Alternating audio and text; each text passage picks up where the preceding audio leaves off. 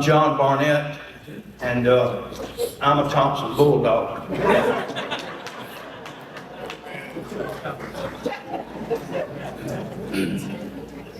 Howard and I have a similar story when it comes to our relationship with Curtis. I knew Curtis starting in the early 80s when he was in Washington and I had come to Thomson. And then by 1984, we were opposing defensive coordinators for, I think it was 11 years. And like the games with Washington and Lincoln, we had a lot of slobber knockers. And I tell you, it was a rivalry, but it was a rivalry built on respect. It was never one of those rivalries with hard feelings. I knew that if we beat Washington, we had a good football team. And we played 11 years, and it was about as close as you could get as far as wins and losses. And only 2 of those games was there a difference of more than a touchdown. And Coach Welsh always told me, now, you know, we play in Washington. If you don't let them score, I think we'd win. No pressure, Coach, right? And I imagine Butch and Larry were about the same way. But we had some really tough ball games, but it was, like I said, it was built on respect and just friendly rivals and Curtis and I really didn't become close until he came to Thomson to coach with us in 1999.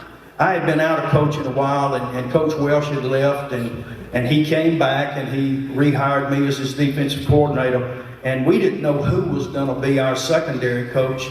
And the principal called Coach Welsh and I in to his office one day, and I'm just thinking, what have I done now? But he said, no, I got a fellow on the speakerphone. And it was Curtis saying he was going to come to Thomson and coach. Now, Coach Welsh was always kind of laid back. I'm just jumping up and clapping because I know now that I got a great secondary coach. And if Curtis said we need to cover something one way, that was the end of the discussion. That's what we did. And we worked together for 12 years in Thomson, and we were fortunate to win a lot of ball games and had a lot of great times. And like Howard said, if you're in education, whether you're a teacher, coach, principal, whatever, if you don't understand that it's missionary work, you are in the wrong business, because that's what it is. And you saw very clearly that that's what it was for Curtis Williams. I have to say this, though. The only time I ever got kicked out of a restaurant, they were involved. This was in the off season, and my wife and I, and Curtis and Joyce, and I think Coach Welsh and Miss Ann, and another one of the coaches and his wife, we went to eat T-bones, and we were perfectly well behaved, I promise. And we were eating, and we finished eating, we just having a really good time. And all of a sudden, the restaurant manager came up to us and said, folks, I see that y'all are through eating, and we're real full. Could I buy y'all a drink in the bar?